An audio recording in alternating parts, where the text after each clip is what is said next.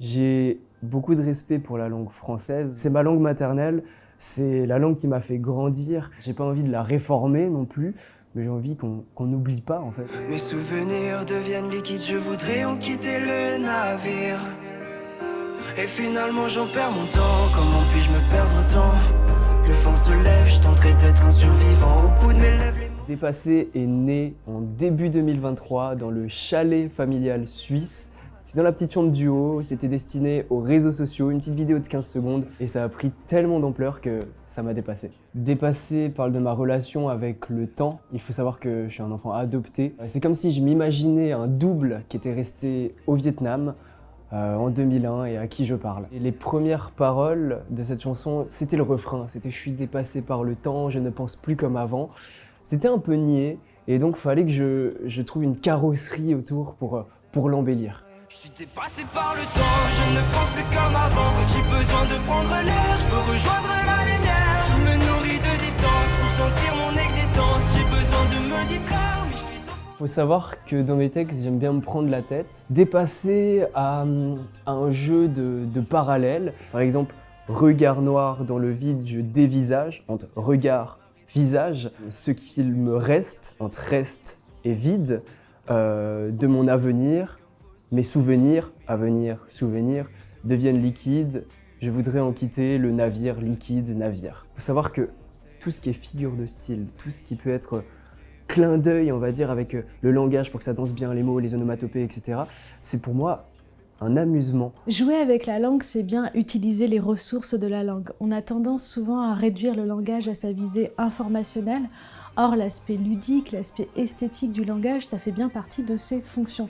Et heureusement, sinon ce serait dommage si on utilisait le langage uniquement pour s'échanger des informations factuelles. Ici, on voit tout un jeu de réseaux sémantiques et phonétique. Il y a des effets d'écho, de rimes internes, mais aussi des effets de liens sémantiques avec, par exemple, dévisager et regard. Mais ce qui est intéressant, c'est que ce n'est pas un lien qui va être verbalisé par une métaphore, qui va être explicité par un mot causal ou un mot comparant comme.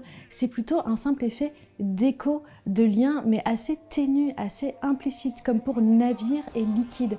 Et ça permet de créer une atmosphère plutôt que des images explicitées. Il y a une lecture dans Dépassé où quand tu dis « rejoindre la lumière », ça signifierait l'auto-annihilation. J'ai une relation assez forte avec l'enfer de Dante par exemple, et je vis un peu cette chanson comme une catabase, ça veut dire une descente aux enfers.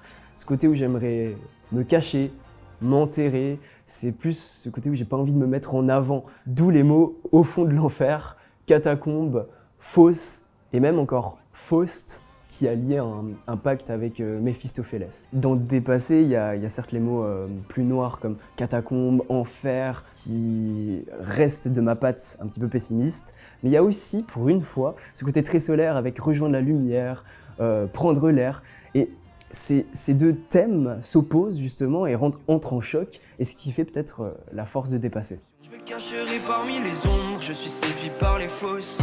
Séduit comme Faust, je me rapproche de mes défauts. L'histoire de Faust, c'est une histoire devenue assez mythique, la légende d'un savant qui passe un pacte avec le diable. Et donc c'est une histoire de tentation, mais aussi de damnation. Parce que généralement, quand vous passez un pacte avec le diable, ça ne se passe pas très bien, vous finissez par perdre. Et autour de ces images de l'enfer, on a effectivement la catabase. La catabase, ça vient du grec, katabasis, descendre. C'est l'idée de descendre aux enfers, mais aussi de remonter. Et on retrouve toute cette tension dans le texte de la chanson entre la descente dans les enfers, le côté sombre, la mort, mais aussi la remontée, la lumière. Dans la mythologie, on a plusieurs histoires de héros grecs qui vont descendre aux enfers et remonter. On a donc Orphée, mais aussi Hercule, Énée et maintenant Nuit incolore. Pour la fin de la chanson, je voulais laisser place à l'auditeur, en tout cas à son imagination, qu'il puisse utiliser de l'herméneutique pour justement s'imaginer, comme je viens du Vietnam, de l'inconnu et que là je suis un peu propulsé sous le feu des projecteurs à faire des festivals, des concerts, ce côté très lumière, c'est un peu cette évolution comme un papillon qui passe de son cocon et qui prend son envol. Et terminer par lumière, c'est pour montrer que la suite est encore grande. L'herméneutique, ça signifie la science de l'interprétation. Au départ, des textes sacrés, par exemple décoder une parabole biblique et ce qu'elle veut dire.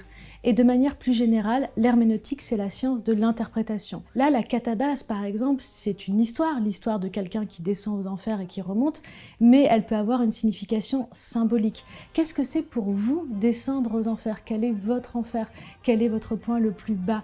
Et quelle peut être justement votre remontée, votre lumière? C'est ce que nous dit Nuit incolore ici, ce sont des symboles que chacun peut reconnaître, et la lumière, à la fin de la chanson, chacun peut l'interpréter à sa manière, peut s'y projeter. Chacun peut avoir son herméneutique personnelle. J'ai beaucoup de respect pour la langue française. Je sais que je ne l'utilise pas vraiment parfaitement. Bien sûr, j'utilise aussi du langage entre guillemets de jeunes, cramé par exemple, si je me cite auparavant, ou genre, du coup. Il y a plein de mots qui peuvent s'assimiler à des néologismes justement, qui font surface. J'ai pas envie de la réformer non plus, mais j'ai envie qu'on n'oublie pas en fait. C'est ma langue maternelle, c'est la langue qui m'a fait grandir, qui m'a éduqué tout simplement, et j'ai aussi un mauvais accent anglais, donc le français pour moi c'est tout trouvé.